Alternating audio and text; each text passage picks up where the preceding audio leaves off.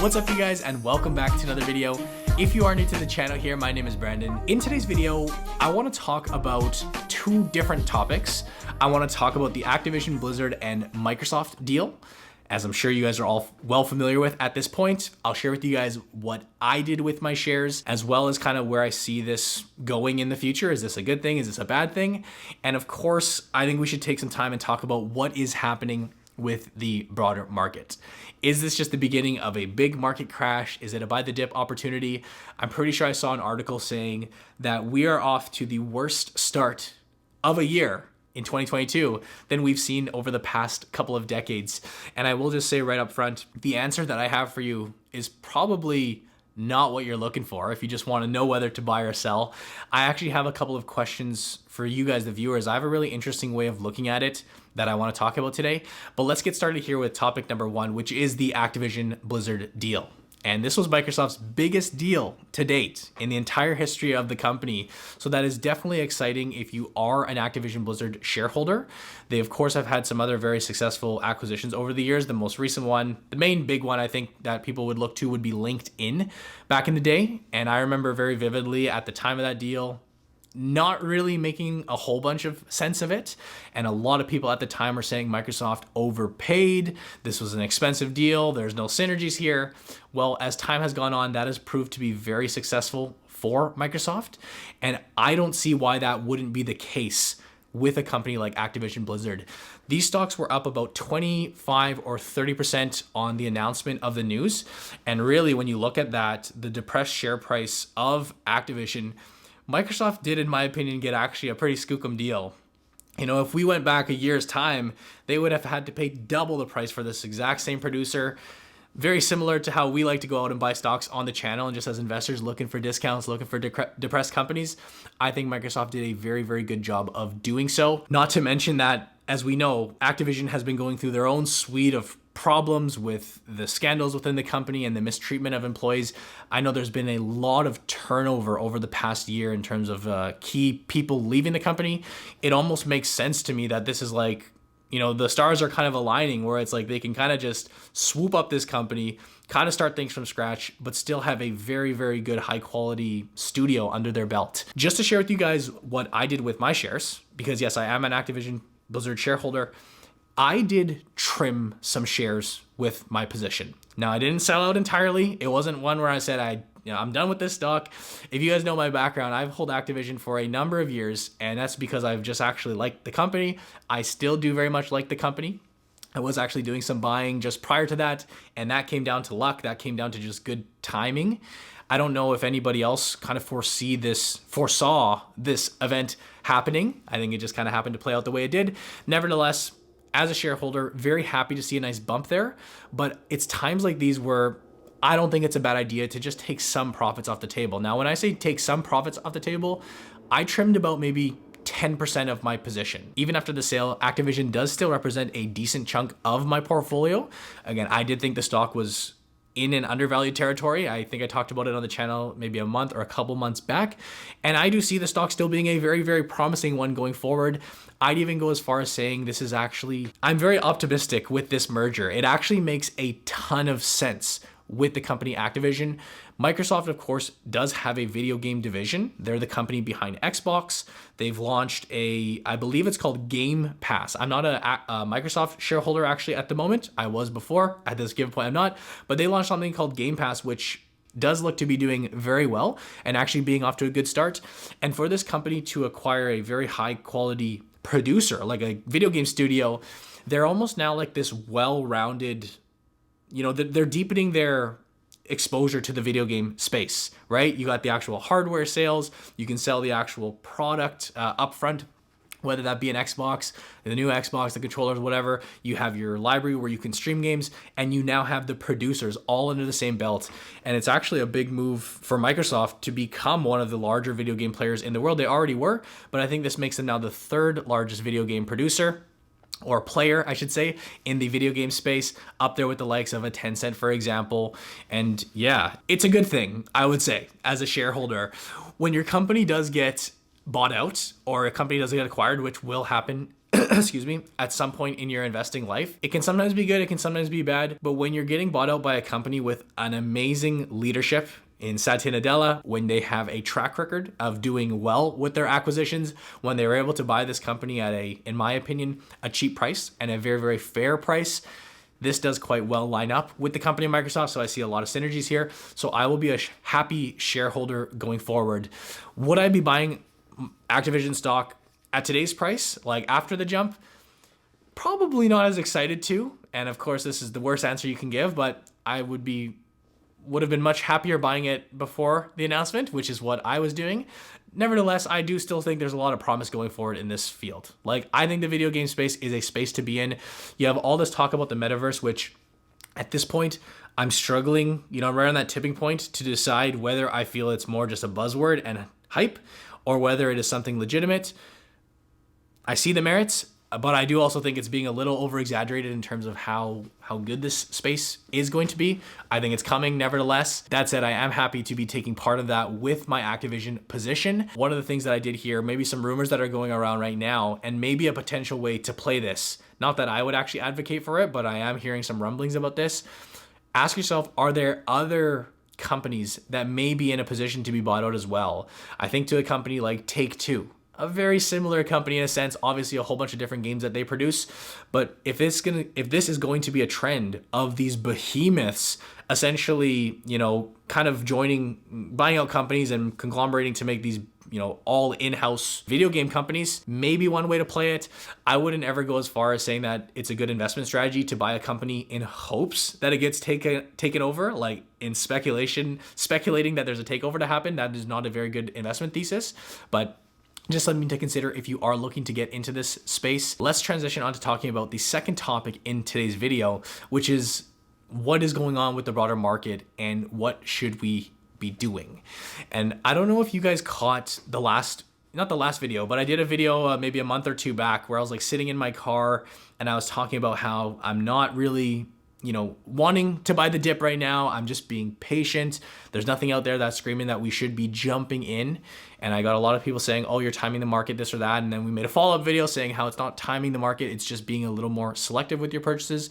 Well, not to say that things have played out as I expected, because you never ever know. But a situation like this is kind of what I think we should be preparing for. I'm just going to reiterate what I said in that video and actually ask you guys a question. Like, this is a literal question to the viewers, and I would really encourage you guys, leave a comment down below if you have any opinions to share on this. But in that video, I asked how you guys were feeling as consumers. Like, we were talking about consumer confidence and whether you guys were noticing just in general our economy being, we always hear it's firing on all cylinders and everything's going great. But when you go out to the stores and you're buying your groceries or you're filling up your gas, are you guys feeling the struggles to kind of make that happen? Because what I said in that video and what I still stand by today is that I personally am. I notice that when I go to my, the grocery store and I buy my groceries, things are more expensive.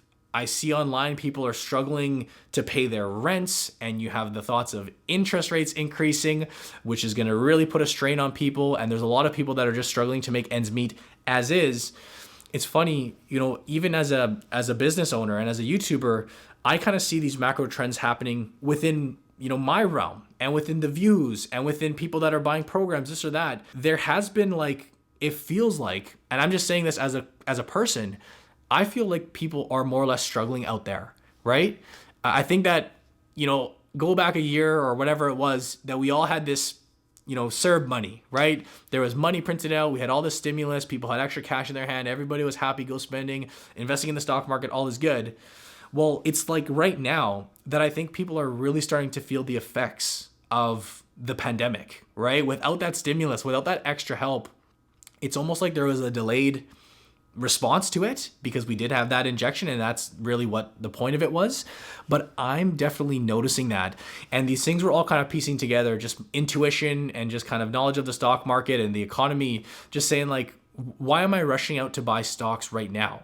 And again, at the time of filming that video, shares were down maybe 2, 3, 4%, or the index was down 2 or 3%. There was nothing that was screaming, I should be going out and loading up the truck right now. Now, even today, shares are down. I am still being rather patient with my investments. I've still been buying stocks nonetheless. I actually bought a fun stock for those curious. I actually bought SoFi stock, which had a couple of nice pops, but that was a stock that it's going to be one of my high flyers. Those sometimes do good, sometimes do bad, but nevertheless, just FYI, I've still been buying stocks, but just in general, like the amount and the quantity of stocks that I'm buying has been lower because of all of these things that are playing out. I don't know if you guys saw, but Elon Musk actually came out with a bold kind of statement saying that 2022, he doesn't expect to look that strong. I think he may have even gone as far as saying, don't be surprised if we saw a recession in 2022. Just the other day or yesterday or whatever it was, we had Netflix come out and report some pretty poor earnings. No, the subscriber numbers, the earnings weren't terrible in any way. It was the guidance. It was looking forward. They were expecting just some slower and more sluggish numbers. We are just kicking off earnings season, so it'll be interesting to see what these other big companies report. But I'm just telling you guys on a consumer level, I feel like times are being a little bit tough right now. And again, that's my question to you guys is like, do you feel that as well? Like I'm asking you literally a question, leave it down in the comment section below. Are you noticing that? Because from what I look at online, when I see people sharing their opinions on Reddit and they're kind of saying what's going on, it seems like a lot of people are in this boat. And of course, this all does, in a sense, tie back to stocks. It does all tie back to a stock market. It ties back to our investments and the performance of shares. And I'm not surprised in terms of what we are seeing. Am I saying that should be expecting to go much lower? That's not what I'm predicting or making a stance on. Am I not saying we could bounce back up? We absolutely could. But what we need to do, as always, as an investor that's literally looking at your portfolio right now, you're down this or that, or you're thinking, should I be buying stocks? Regardless of what's going to be happening, the way we should be approaching this as investors is looking at investments one by one, like taking an investment all independent of itself and saying, are we paying a fair price for this investment, regardless of what's going on? And is it a good quality company? Is it a good quality investment? We had a really good session in our academy this weekend with PPC Ian, and we did a deep dive on McDonald's, and it just reminded me of how high tier and high class this company is with all the real estate they own, with all the franchises, what a strong business model, and how resilient a company like this would be if we do end up going into recession. And the companies that we hopefully talk about on this channel, and I'm very glad that I aligned with Ian because his as well, whether it's a McDonald's, whether it's a Johnson & Johnson, whether it's a Coca-Cola, whatever the case is, these are companies that would help me sleep better at night, knowing that whatever does happen over the coming months or year, if we do see rates hike, if we see companies really starting to struggle, you can sleep well knowing that you have money in these companies. The drawdowns do tend to be a lot less. The kind of pickups do tend to be actually a lot faster. I hope that with the companies that I talk about on the channel for you guys, like when we do our 3 stocks to buy or stocks that we've been adding, companies like that, I hope I'm kind of pointing you guys in the right direction by saying these are companies that I feel are undervalued regardless of what's going on. You guys know for months I've been talking about the stock Lockheed Martin, right? Like that's a stock that I have just been adding to here and there regardless of what's going on because I think you're paying a good price for that stock. Activision Blizzard was another one. And yeah, I say it's lucky that they got acquired and we saw this nice bump up. Huge element of luck, but there is also some decision making that goes on to that to identify and to look for undervalued companies. If you're buying those types of companies, you put yourself in a more favorable position to do well. But of course, the companies that you're looking at should all be companies that are financially sound, that are not worried, that you shouldn't be worried about their debt issues, companies that are just going to be around 10, 15, 20 years beyond. I think that should be actually an initial screening. It's times like these where investors, I think, really do take a hard look at their portfolio because, you know, when the stock market's doing really well, and again, for the past little while, it has done very well, and your small cap stocks, your companies that aren't making money, your Pelotons, whatever the case is, they can be doing very, very well, and nobody listens when you should say, you know, maybe be careful with them, or take profits along the way, or just maybe limit that to a certain percentage of your portfolio. Nobody listens to that, but then when they do come crashing down 40, 50, 60%, that's when investors, well, my lips are extremely dry. That's when investors do start to kind of click and be like, oh, maybe I shouldn't be in these companies to begin with. It doesn't mean that we cannot invest in these stocks and that there should be no room for that in our portfolios. Like I said, I actually added the stock SoFi, which absolutely would fall into that category. It doesn't mean that we can't invest in them. It's just make sure you're limiting your risk and make sure you're doing it responsibly. Given the state of our world right now, And again, I could be very wrong. A week from now, 2 weeks from now, markets could just power on. But it's especially important at times like these to be very, very selective and very, very careful with the types of companies that we are buying. It's very hard to go wrong when you're leaning towards world-class companies like the Johnson & Johnsons, like the Procters & Gamble's, like the Apples out there, like the Amazons. I can't forget the Canadian market here for you guys as well, but companies like TD Bank, companies like a Fortis or like an Enbridge or like a Brookfield. I mean, these are all the types of companies that I think you should aim for because they're just going to slowly and steadily power along for your portfolio. And you guys are probably thinking, oh, I've heard this a million times. You know, you're just repeating the same thing over and over again. And the honest fact of it is that absolutely yes. What I'm saying right now is not very different from what I said in that video where I was sitting in my car, but maybe it just hits a little bit differently when the market is actually starting to come down. And when you are starting to feel, you know, the effects on a personal level that, yeah, maybe life is getting a little bit tougher without this CERB money and without these injections. One of our students during that live session over the weekend straight up asked us as simple as it got. He said, stock market is crashing. Tell us, do we buy? Do we sell? What do we do as investors? And of course, we told him, as we would tell anybody, it is never that simple. There's so many layers that go on to things and we have no idea what will play out. But what the general takeaway, in my opinion, was from that question and kind of our response as a team, as a unit, was that it does not hurt to be a patient investor. It will very, very, very rarely hurt you to be patient when it comes to the stock market, unless you're being like too patient and trying to perfectly wait for some perfect time. That's not what I'm saying. Just to share with you guys what I've been doing. Yes, nibbling here and there, but when we do get into a position where we are deeply discounted and when we are at a spot where stocks are looking very, very attractive, you will know. Like, you will know, right? If you look back at the COVID pandemic, like, again, hindsight is always 2020, so it's easy to say. But if we could fast forward or rewind back, 1 year or whatever that was, March of 2020, we felt it. We knew that the index was down 40%. We knew that stocks were trading at a dirt cheap price. If you were able to stay on top of your emotions, you were to think about things logically. And again, at the time, it seemed very, very scary. Regardless, whether we had a fast recovery, whether we didn't, stocks were trading at a much better valuation. They were trading at much better multiples. Today, when you look at the index, yeah, we're down. And I know there's a few companies that are really propping this up. And there are certain areas of the market that are getting bashed, the crappy areas, to be completely honest with you guys. Like, dividend stocks have held up quite well. Value stocks have held up quite well. Yeah, they're down a little bit. But at the same time, my takeaway from you guys is that, you know, feel it out. If you see a stock that is trading at a fair price, like at today, independent of everything else, then nibble, then buy. But also don't be afraid to be patient, right? There's nothing really wrong with being patient. Hopefully I'm being a good example of that, saying like, hey, I'm not investing all too much money. I've got a lot of money that's set aside to deploy and I just haven't quite done it yet. Take it from me in that standpoint. I'll keep you up to date, guys, when I start buying a lot more, when I start going heavier. Like, you guys will tell. You guys will be able to tell when we talk about it on the channel and we share with the different stocks I buy. But those are really my thoughts here, just for what's going on in the market. Again, it's probably not the answer that you wanted to hear.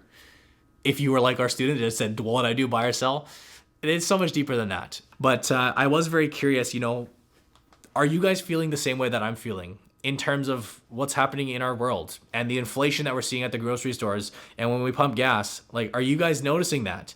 Because again, I absolutely am. One of my favorite books by Peter Lynch, not entirely applicable, but he talks, One Up on Wall Street, is where he talks about using kind of, you know, not our intuition and our gut, but just being able to pick up on things as a consumer, as an everyday average person, and kind of piecing that together as part of your thesis for going out and buying stocks.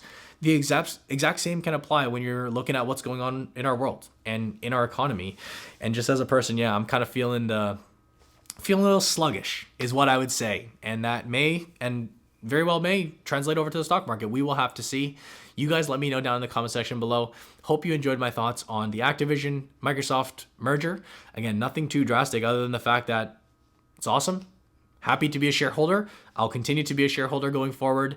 I did trim a little bit of my shares, just taking a little bit off the table, taking some profits, taking what the market's giving us. Hopefully you've kind of learned from that. If you did, do not hesitate to drop a big thumbs up. Make sure you're subscribed.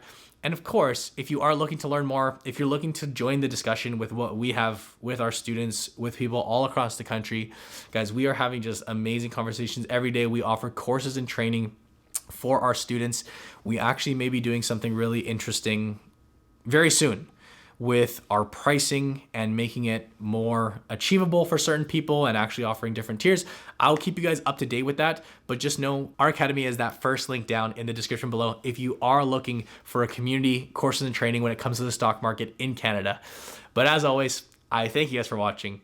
I hope you enjoyed, and I'll see you in the next video.